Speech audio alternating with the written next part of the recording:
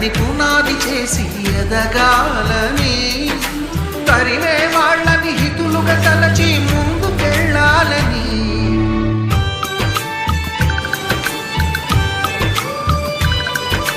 కన్నుల నీటిని కలల సాగుకై వాడుకోవాలని, కాచే నిప్పుని ప్రమిదగా మలచి కాంతి పంచాలని, గుండెతో ధైర్యం చెప్పింది, చూపుతో మార్గం చెప్పింది, అడుగుతో గమ్యం చెప్పెను నేనున్నానని, నేనున్నానని, నీకేం కాదని, నిన్నటి రాతని మార్చేస్తానని.